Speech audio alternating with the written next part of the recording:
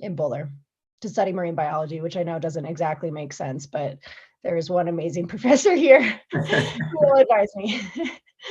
That is so cool. I'm curious. You've like had such a relationship with mountains for so long, and you were sort of born and raised in the mountains, I feel like, and then it's been, part of your journey as an adulthood as well. In adulthood as well.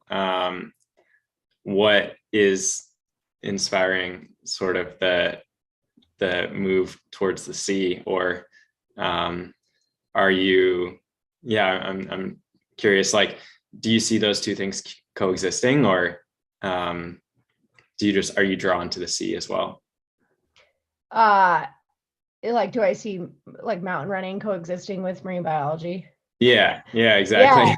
Yeah, definitely. I know it doesn't exactly scream like match made in heaven, but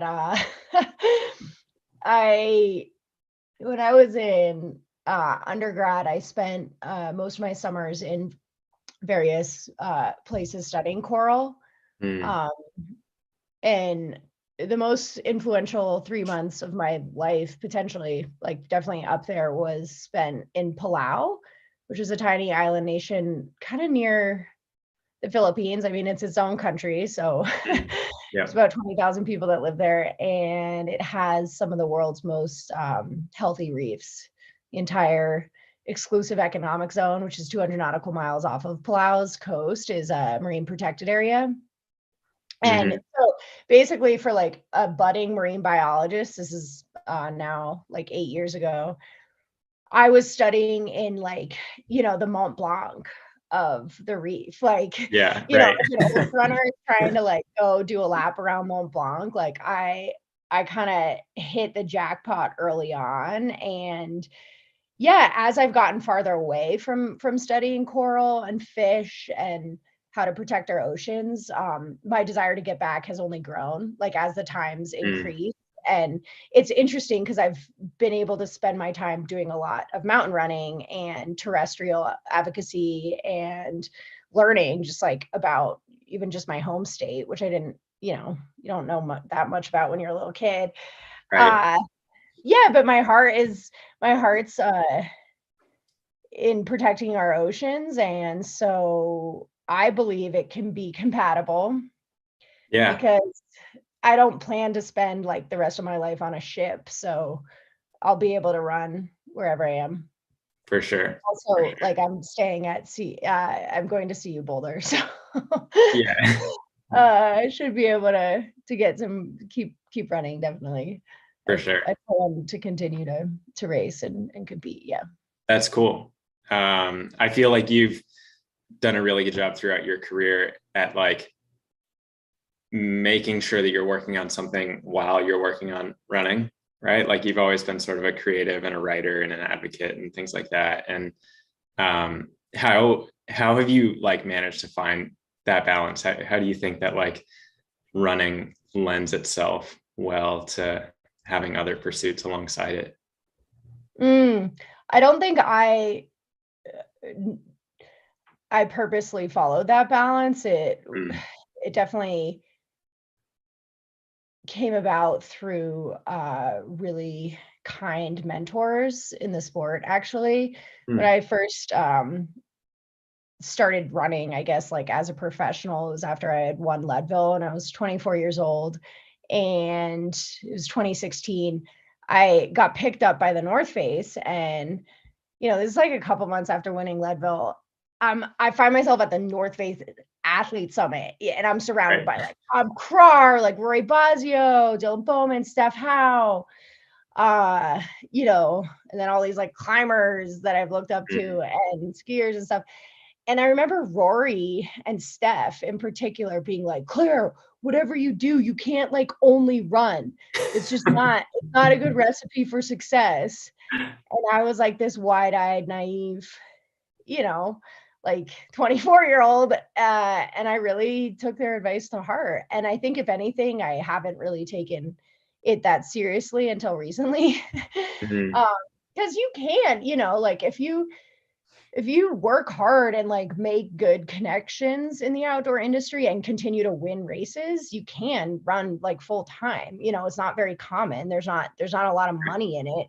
But you see many people in the sport who do it, even, you know, in trail and ultra running, where there's like really not a lot of like industry focus compared to say like road running or something. So I've always just taken that advice to heart of like, yeah, running is fickle like everything, and I can't put all my eggs into this basket, because what happens when you get injured? You know, what if you get injured for 3 years straight, which happens all the time to really good runners. So I really am so grateful to people like them. And then of course my local community in Boulder. I'm just surrounded by these people who excel in the world of balance. You know, they're doing full-time day jobs with kids. And Ryan Smith just won Leadville 2019. You know, he's 41 years old at the time. So people like that, I feel very blessed to have received advice.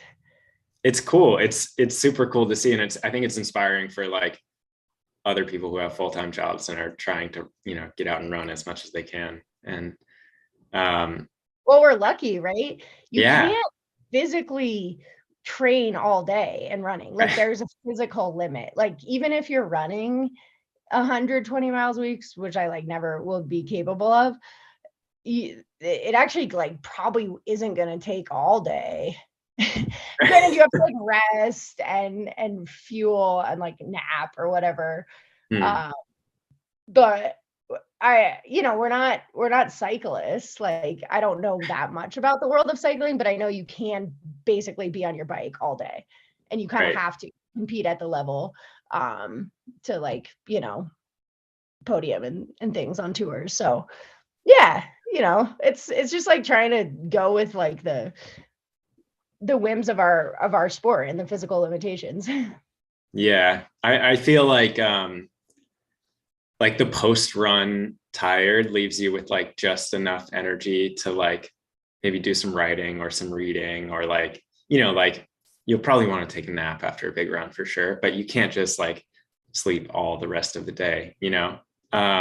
I've been reading some of your recent writing. Like, how do you think that those two go hand in hand? Because that's my day job is being a writer, and so like I've always felt like I'm a better writer when I'm training, like when I'm running. And I think part of that is like the pace of running, especially when I'm running like a bit slower, like a jogging pace, I feel like is like the perfect amount of stimulation to just like go through thoughts in your head at like a conversational pace. And you know, you hear that like even like William Wordsworth was talking about how like pacing quickly was like a great way to like, you know, write in his head.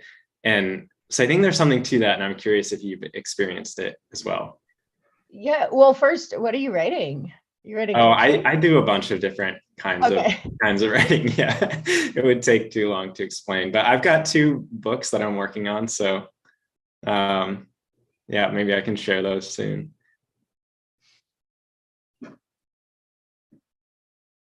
There we go. You're back. Sorry. It's okay. It's okay. I have my phone on hand. I thought this might happen. Okay. Yeah, you called your shot. No worries. Books? You have 2 books? But I'll let you know when they're on their way out. So what are they? Like, what is the topic? One of them is like closer. It's like pretty much done, and it's like a guide to mindful running. And I'm really excited to share that when it does. Oh, awesome. You know, oh my goodness. Wait, I'm so interested in that, because are you did you write it by yourself? Yeah. Is it like sweet? Congrats. Jeez. I said congrats, sweet. Thank you. It's something that I've like had in the back of my head for a long time, and have like you know, I started practicing yoga a long time ago, and then started running like alongside that. So I've always seen them as like parallel paths, and then figuring out how they like, you know, weave together. But that's a topic for another conversation. So I want to hear about your running and your writing, not mine. Well, I think it's relevant because, and I'm very interested in reading your book when it comes out. I recently, I sort of like had a purge of like bringing like audio stimulation on my runs, because I used to run with music every once in a while, or like say an audiobook or a podcast were actually like really my thing on runs where I wasn't running with friends, or or doing a hard workout. And I mean, I think, I wrote about this in a blog like a couple months ago. I took a fall this this autumn, this fall, on like a 4-mile easy shakeout on just like a neighborhood road. Like I hit the lip of a sewer. Like it was the most embarrassing thing, and I destroyed myself. Right. You're like, I run over mountains, but like this sewer got me.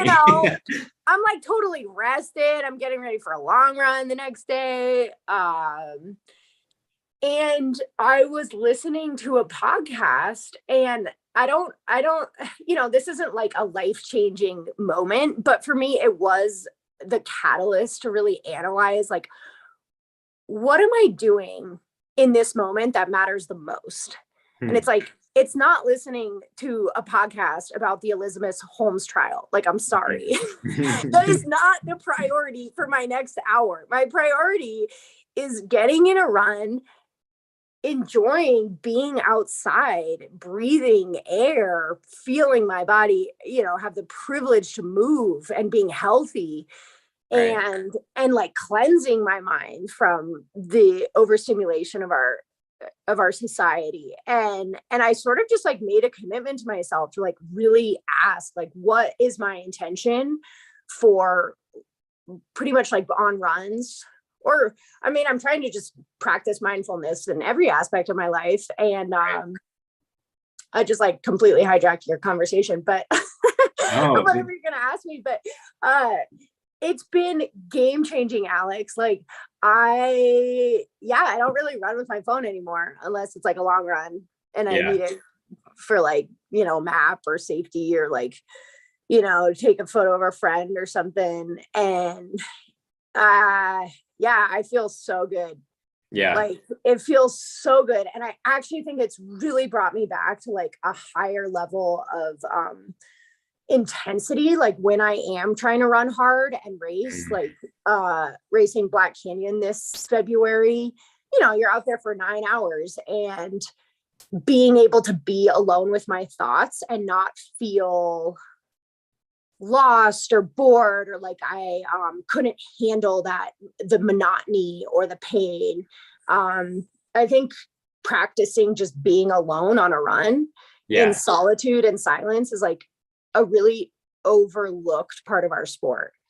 Totally. I know so many people who are like, if I'm running a workout or like a hard run, I'm fine to run without a podcast or music.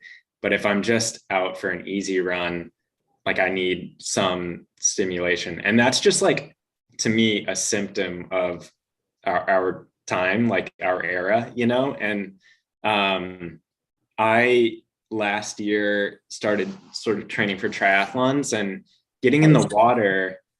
And like at first, when you get in the water and you don't have that stimulation, you just naturally start swimming like too hard, like too fast. And then, to get better at swimming, you have to find your like easy, comfortable. This recording is being recorded.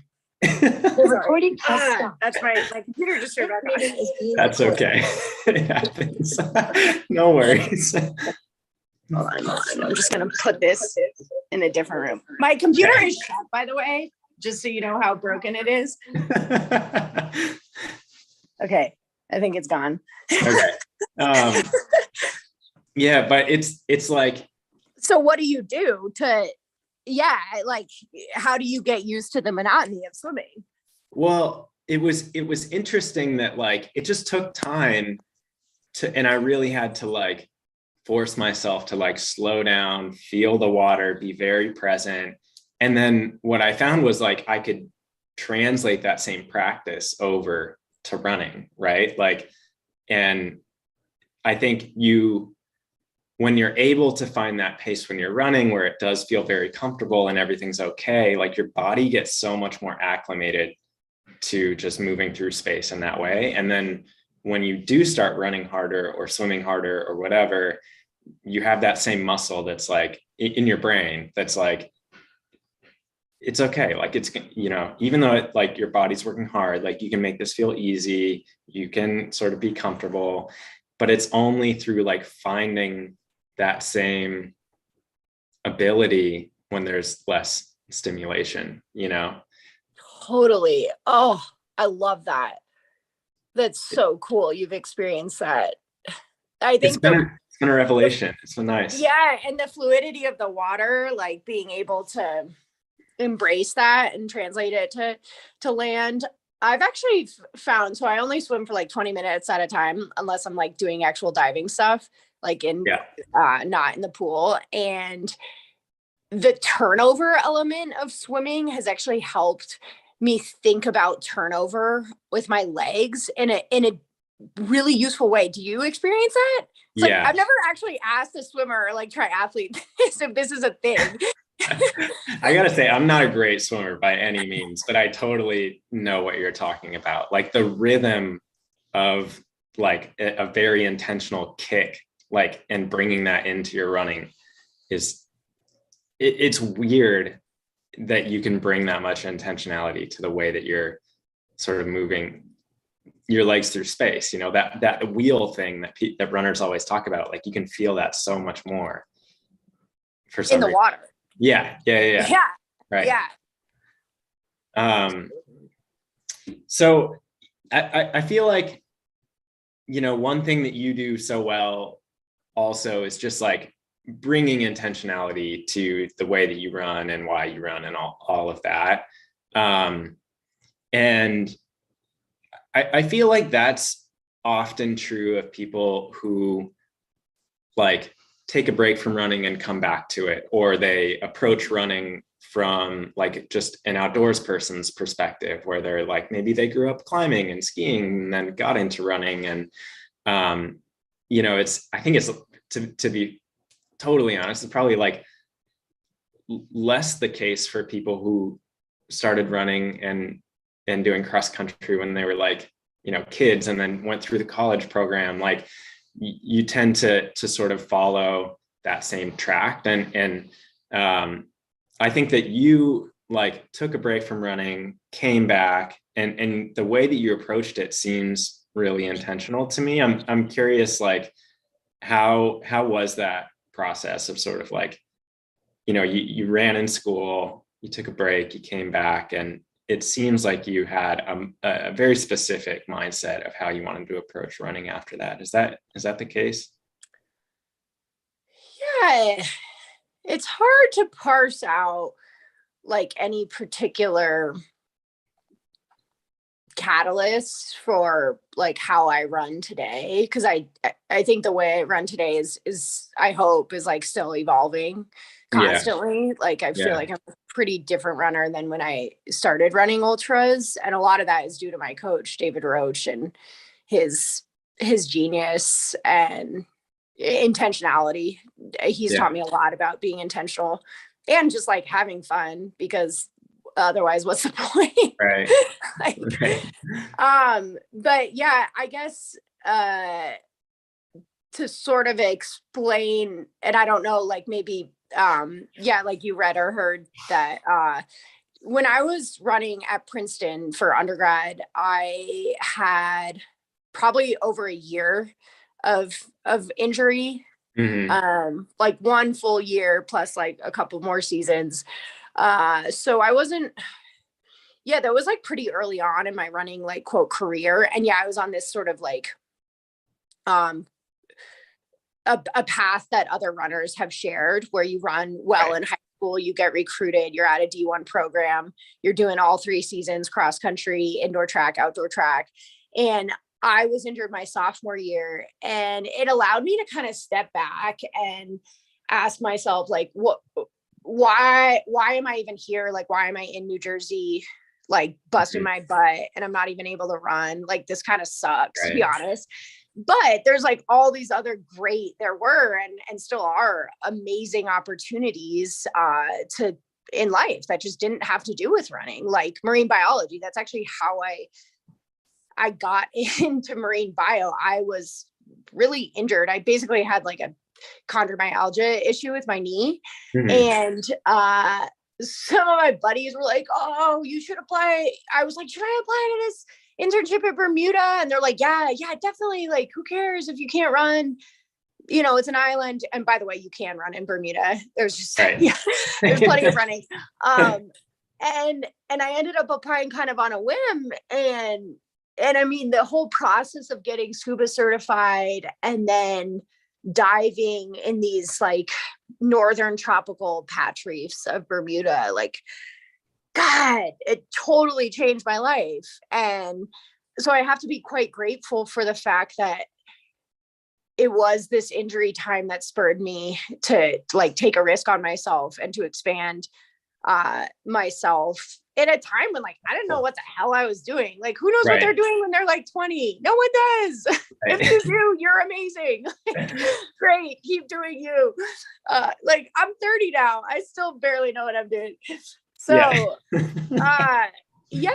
And then, you know, I had this opportunity to maybe use my eligibility at, like, I was considering coming back to Colorado, use up all that eligibility. And I said, screw it. Like, I need a break. Like, I was totally burned out. I wasn't even like running well. Like I did not run well at all, objectively, in college. And so I go to Thailand. I went to Thailand on this teaching fellowship, and I thought I was kind of done running then. But to be honest, Alex, like the break I had was, I mean, it maybe was like a couple months of no running. And then I was like, oh, I got to get back. I got to do something. Right. And I think you're right. Like, for folks listening who are like, well, do I need to have like some injury or break in my psyche or transition in my life to like reframe my running? And I believe the answer is absolutely not. You know, like, we have the power to reframe anything, but staying on topic, like, our attitude towards running is, it's whatever, you know, it's what we make of it. And I feel grateful that like I was able to see running independent of competition. And so that really helped reframe my mindset, and running first and foremost as, how do I take care of my body? Like, how do I stay healthy and not get injured? And that's been my guiding light for the last many years, and the rest falls into place. Or it seems to have, when I just prioritize, like, can I get out the door today for 4 miles without falling on a neighborhood street because I'm being a dumbass. What are the secrets then to staying healthy? If you know, I think for everyone, it's like, there are the basics, like, you know, making sure that you're getting your sleep and eating well and things like that. And you probably, you know, have some of those practices, but are there any like fun ones that you've found out along the way? A large part of my motivation during low points in running is tapping into other people's energy.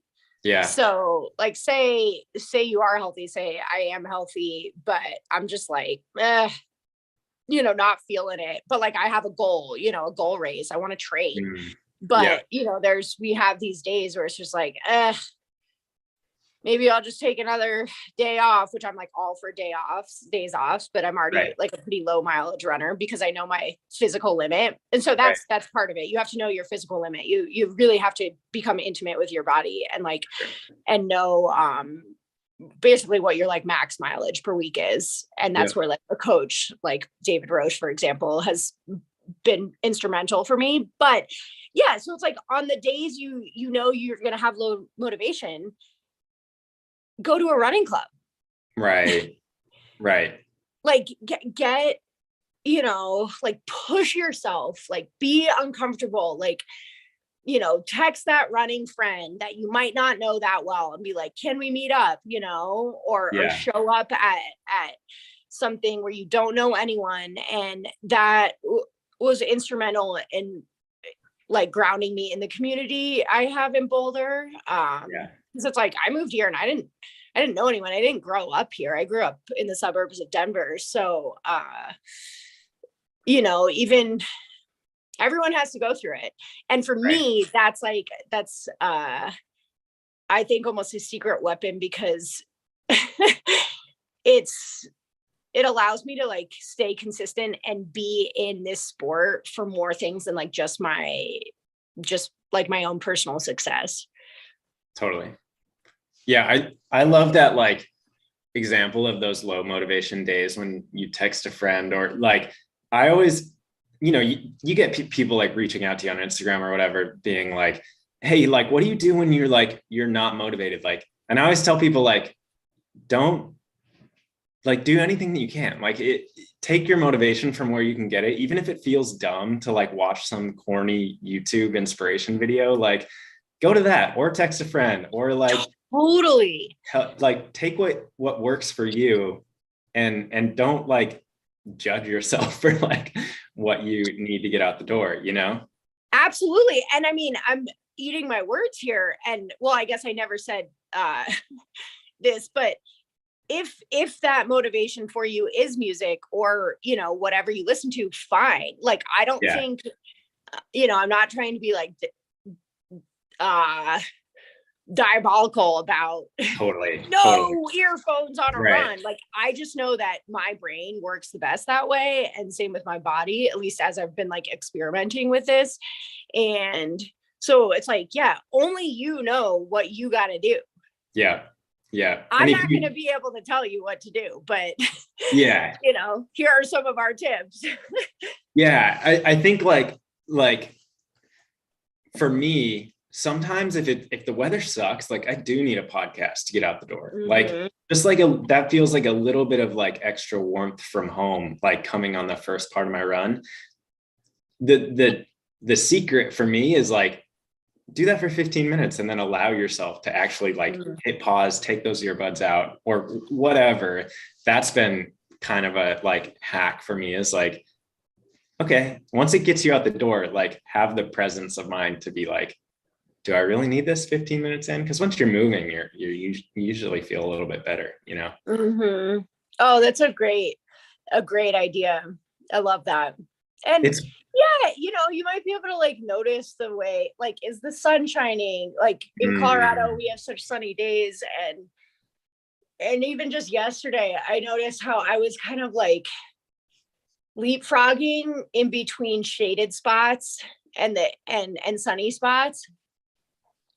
And it was so beautiful. It was so comforting. And I feel like I haven't tapped into that type of like attention to my surroundings in a while. And I felt so grateful to be able to notice that, you know, it's like, oh, something's clicking today. Yeah. It sounds like you're like very conscious of like just bringing a lot of joy and energy and fun into the experience of running. Has it always been that way for you, or is that one of those things that you're still working on, and as your relationship to running, you know, continues to grow and evolve? Yes, Alex, I've always been perfectly happy with running. No, the very honest answer is like, absolutely not. Like, running has broken my heart so many times. It has obliterated me from like mostly stemming from, say, injury when I can't run. Like, I've never been that taxed by like poor race performance, even something as like insane as DNFing Western States at mile 93, which I did. And like that, well, I was that the injury from that kind of sucked, but like, you know, or even more like complex issues of running when you like a relationship ends with someone who's like part of your running group or something like that, which has happened. And so it's like running, yeah, it's infiltrated every corner of my life, and it has sucked sometimes, for sure. Even, and especially, I think probably the hardest time was in college. So I'm like been fortunate to be on like an upward trajectory, just since I struggled with injury so much and not knowing what to do with my body, like, just not eating enough, like not having good education around like basic things like calories in, calories out, right. which is actually quite serious for a lot of runners. And so, yeah, no, it's not perfect, but I do believe that, like, if we don't bring it back to joy and gratitude, like that's the core for me. That's the core for me. I don't really see myself running the way I do without having that as the core.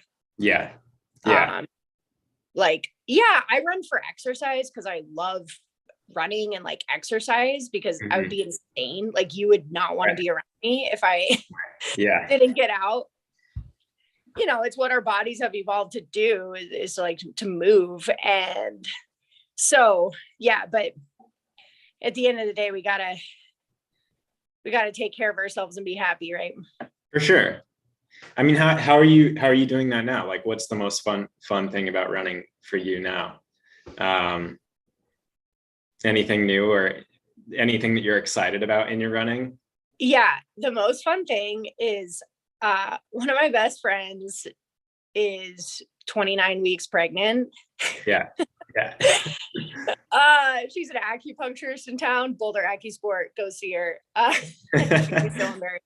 And she is still running. And I know, like, I know nothing about pregnancy.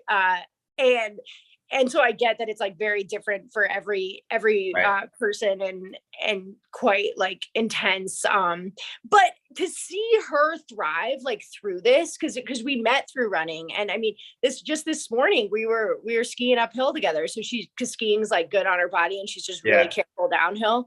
And just to see her like take care of herself in this, and have the ability to like still exercise in this badass amazing way, and like, man, she's not even like, she's like barely slowing down,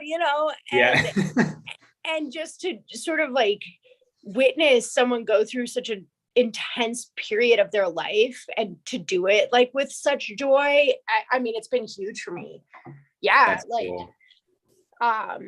It's super inspiring. I mean, I'm not getting pregnant anytime soon. I was telling her that this morning. I'm like, oh man, gotta take notes if this ever happens to me. So that's been fun. I'm really looking forward to when the snow melts in the high country. It's having goals on the calendar is really useful for me in terms of like taking care of myself, because then I see this like long-term trajectory. Like, I see this calendar in my eyes of like where I'm at in like a cycle or a process. And I have a couple mountain races that I've never done this summer. So awesome. I'm just kind of dreaming and trying to get my mountain legs back. What's like, I don't want to ask this question in the way that everyone asks it, which is like, what's next, but like, I want to ask it in a more holistic way. Like, what is on the horizon for your running and your relationship to running? You've mentioned a couple of times that it's sort of like, it's still changing the way that you're looking at it. You're on this upward trajectory, like, and maybe you can answer it with just like goal races or things that you really want to do. But, the other way that you could answer it is like, I really want to look at running as an opportunity to explore the world, or some, however, you want to take that question, you can answer it that way. I do feel like I'm entering a phase of my running that like the sky's the limit. And I think that should be how everyone sees running at any given moment. Yeah. Like, we put these like categories or brackets on periods of our life because it's a way we can like help make sense of things, right? And Right. I do that. Like I'm doing it as we speak. And I think I kind of got a little bit caught up in like, okay, what's the most competitive race? How do I get in? How do I win it? Do I just like keep doing that like on repeat? Right. And so this winter, I asked myself, like, when I signed up for Black Canyon, I was like, do I want to race Western States again? And this was well before I raced Black Canyon. I was like, you know what? I just really, I don't want to this year. Like I want to spend time in Colorado. Right. And so I went into that race with this intention of like, this is an amazing 100K that is so beautiful, so badass, a point to point in Arizona.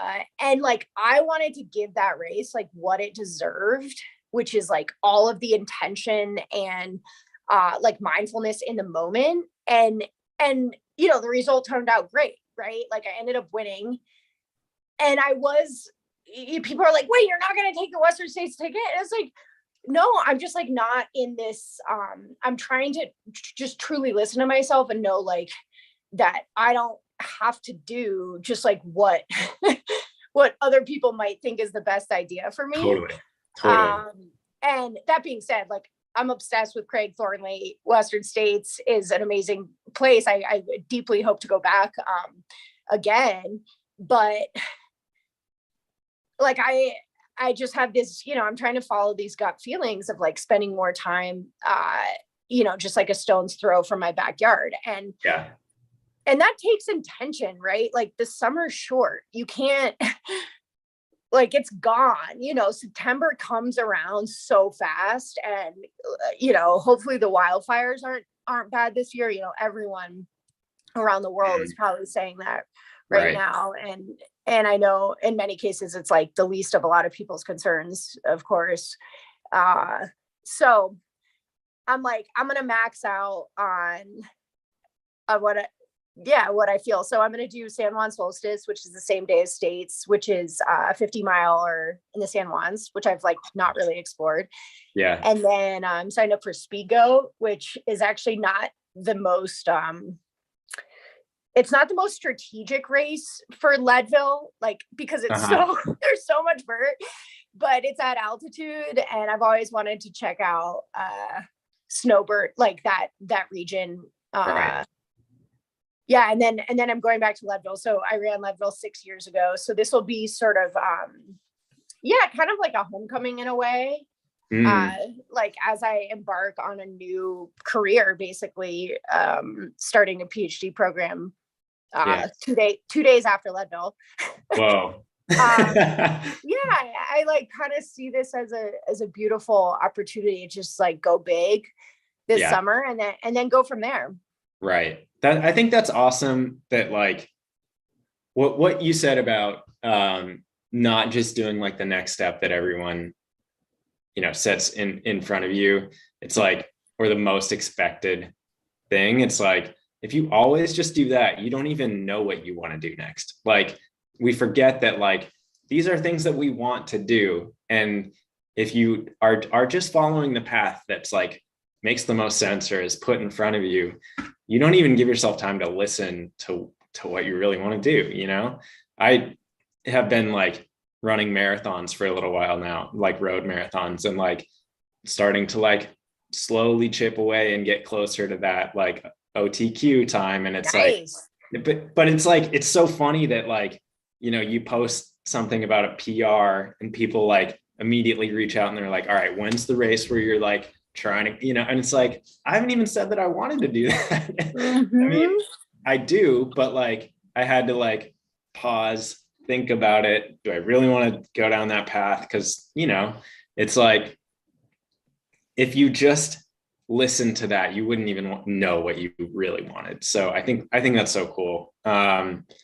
Speaking of social media and people reaching out when you post everything that you do, you've recently, stepped away from social media in large part. And I think that's like related to our conversation of like getting out the door without stimulation and just giving yourself like a break from everything all the time. And I think you've mentioned that like you've noticed your attention span like getting better, and you can focus a little bit more clearly and deeply. And so I wanted to talk about that too, just because I think this one is front of mind for a lot of people, and it's pretty like near and dear to my heart. And it's something that I think we could all probably do a little bit better at, but I wanted to get your take.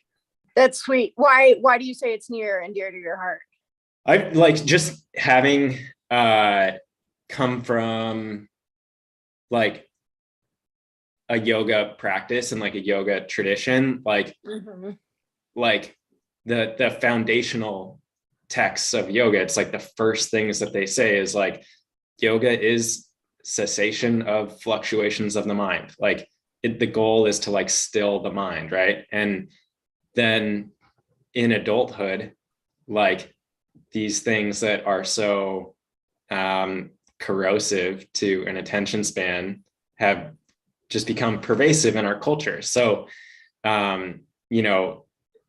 I think I really started to become aware of it in like probably 2017, 2018, just like feeling the shortening of an attention span and being like, that doesn't feel very good. But then so much of my relationships and so much of my work is, rooted in this space that's doing that. So it's a very complicated relationship to these things. And, I think you've talked about that too. So it's so interesting, Alex. Well, you kind of caught on, a little bit before me for sure. Also, even just like with the prospect of your books coming out. Yeah.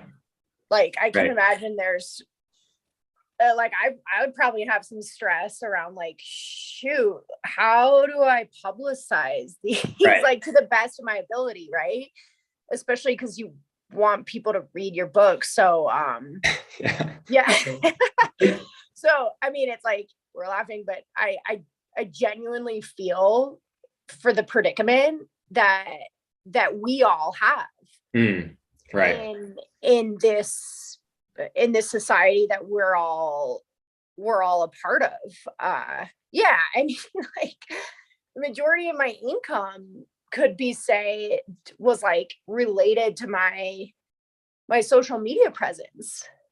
Because it's like, sure, you win. I like, okay, you can win a couple races, but you got to be like present online. And so I do say this from a place of now privilege and I should say almost like comfort and like release, because I have formulated a path for myself that isn't reliant on me being online.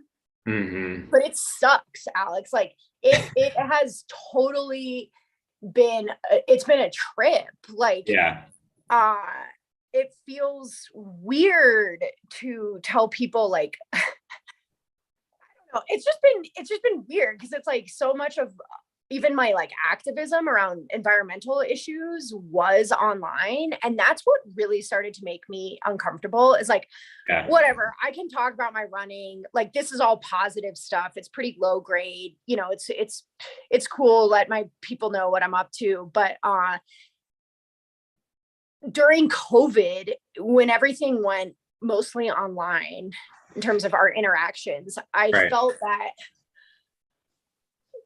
the collectivism I was like promoting, which still has its place for sure, like sending letters to your representative and senators via your computer, your phone, like has its place. It really does add up. But if it's like done on a platform that is like its algorithm is not really in, say, like altruism's best interests, I just started to feel weird. And like man, I'm worried about the teenagers. I'm worried about myself. Like I love to read more than almost as much as I love to run. And I started like counting my yearly book totals, and I'm like totally flabbergasted at how much my reading was declining in my late 20s. And I'm like not okay with that. And if something's gotta go, it basically was Instagram for me. Like I'm still, you know, I actually still have to like see it for some of my work at Patagonia, and it's been fine because it's now this like transactional relationship. And yeah, it's been mind-boggling how much better I feel. Yeah. It's fun. Like the way that you put it just now was so funny and interesting to me. The idea of like this transactional relationship with it, and you like go there for that very specific purpose. Yeah. The trouble is when you're like, you get it twisted, you get it confused that like, oh, it's one part transactional part of my work. And also it's like how I talk to my friends. And sometimes I just go on to like get a little dopamine hit, you know, it's like, that's when it gets very convoluted and you can trick yourself and things like that, you know? Yeah. And like, everyone should do whatever they want. Like, again, some people might do great, like communicating on these platforms that have done a lot of good, but it's cool to be able to talk about it, because this is a huge part of people's lives, right? That we didn't have really 10 years ago or 20 years ago, say, especially like with the onslaught of like Instagram. I don't even do TikTok, so I don't know, but you know, that's like, and just being able to, distinguish these like purposes of why we're going through things. I actually have been reading a lot of Thich Nhat Hanh recently, who he just passed away. He's a Vietnamese Zen Buddhist. And I really wanted his take on social media. So I like scoured the internet, because I'm like, what does he think about Instagram? and I scoured the internet and I found this YouTube that had like 2 views. And it was some like hour-long talk at one of his conferences, I think in Plum Village in France, where he resided. And someone was like, do you think digital interaction is like a problem these days, basically social media? And he said, if it is getting in the way of listening deeply to those around you, then we should practice listening deeply more. Wow. Yeah. And I'm probably not repeating it perfectly accurately. You got to send me this video so that we can post it and people can go to the source as well. But I mean, this like, that's so profound. Well, he didn't really address, he like didn't touch on this, like he didn't touch on the tech part of it. He didn't touch on individuals, you know, platforms. Like, I don't think, it's about that necessarily. It's like, are we able to just like be the best versions of ourselves and like listen to those around us and ourselves, right? That's like the biggest challenge of all, is like, are we listening to our suffering and acknowledging it and like practicing the best version of ourselves? And for me, social media cannot be a large part of my life in order to do that.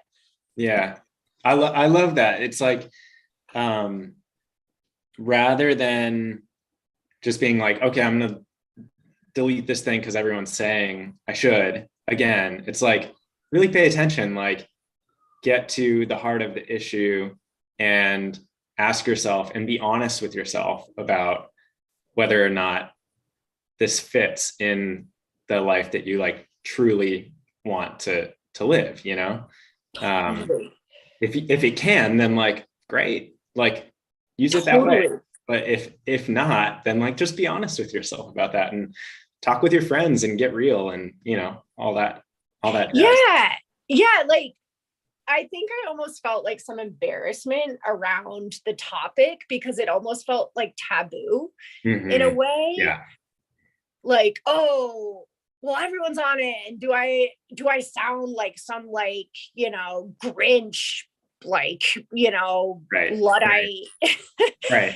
And it's been really liberating to just acknowledge that, like, this is a way a lot of people spend their time. So let's like, yeah, let's like suss this out. Right. And yeah. And like, I hope you know, especially for something like a book release like that, it seems like almost impossible to not Right. have some presence online to sell your book. So yeah, I'll be really interested to like follow like how that goes for you, and if you have like more success with like in-person events or whatnot. Yeah, it's gonna take some figuring out for sure. But I'll keep you posted. The thing that you talked about with like you know, just feeling like it was like taboo or something, like I think that a lot of people experience that when they're like, okay, I'm gonna like maybe not use, like, I'm not gonna have Instagram on my phone, for example. Like, I'm just gonna check it online once a week or something like that. And like for me, I for a little while was like, I'm just turning my phone off for weekends, and just Nice. like just fully like on Friday night turned it off, didn't turn it on until Monday morning. And like my friends just thought it was the craziest thing for like Well, 2 they're months. probably trying to hang out with you. Well, that's the thing, is like I was like, all right, like here's what's gonna happen. Like, I'm turning my phone off, so we got to make plans on like Thursday and Friday. We're gonna meet in person at a specific time. But what was amazing was like everyone adjusted so quickly, and it, you know, it took like a month of like, okay, this is weird, that this dude's nuts, like we'll never see him again. And then all the other problems that we had like as a friend group kind of got a lot better. Like we actually showed up on time for things. Like we didn't cancel on each other last minute. Like we communicated more clearly and started hanging out like more regularly. It was very interesting seeing the effects that we didn't expect, you know? That is so awesome. I love that. It's cool.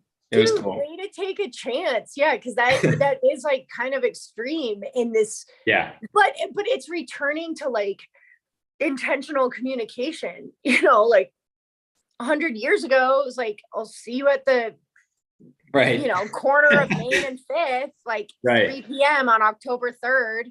Right. I think that people forget that like this didn't exist 30 years ago. You know what I mean? And there's like something to be said for like accountability and like in the onslaught of endless communication opportunities, like good old fashioned accountability still really matters. Yeah, for sure. We gotta wrap this up in a few minutes, but I think I want to end it on like your favorite places to run in Colorado right now. This is like a totally selfish question because I want to come and run in Colorado this summer. So cool. Where are your spots? And you can keep your secrets. Like if you have places you don't want people like crowding the trails, you know, that's fine. But like if you've got a couple hitters. That's not, it's not really my vibe. I think, you know, I don't have a right to any trail more than anyone else. Yeah. Anyways, okay, so you want summer? Yeah. Favorite of summer? Well, so there's a really cool mountain range, sort of a stone's throw from Denver. So you head up I-70. It's in Summit County. It's called the Gores. Okay. The 10-mile traverse is a really, really cool traverse over 10 peaks that there's a little bit of scrambling, so you want to check yourself before you go on, do your research, make sure you're cool with it.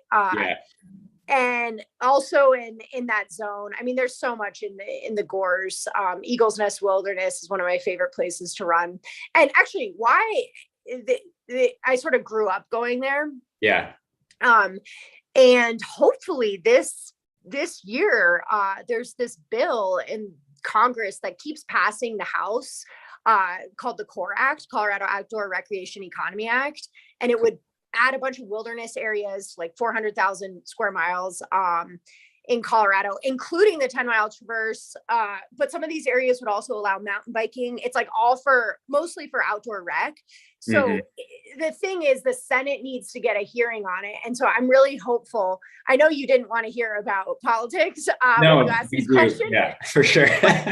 But yeah, this zone is like called the Continental Divide Zone in the bill. Yeah. So really what you should do is you should go to the coreact.org and look at those zones. Like, these are some of the best places to run in Colorado. And if the Senate gets a hearing, it's championed by our Senator Michael Bennett, there's a good chance it might pass. So Okay, cool. This would be huge. I mean, this would be probably one of my, when the Core Act passes, because I believe it will, I will advocate till the day I die for this to pass.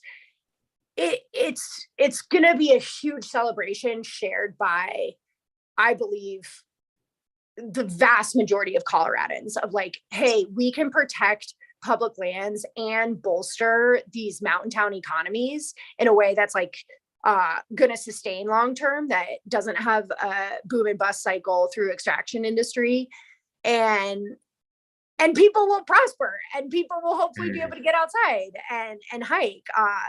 So I feel pretty strongly about the Core Act, and there's other zones in there as well. San Juan's couple 14ers that would be protected. Hell yeah. That's awesome. We can end it on a call to action. That's amazing. Yeah. It's a federal issue since it's in Congress. So if you're interested, go to the coreact.org. I'm pretty sure that's right. Yeah. Okay, rad. That's what I'm gonna do right after this. Thank you so much for the time and the energy and your candor. That conversation was awesome. I feel energized and just really appreciate it. So thank you. Yeah, I do too. It's super nice meeting you, Alex. And I can't wait to read your book. I will pre-order it. Oh, I appreciate that. Is it already out? Like, no, we're not quite there, but okay. I'll keep you posted for sure. Okay, good. Yeah. Okay. Yeah, send me an email. All right, sounds good. Thank you. Thanks so much. Okay, bye.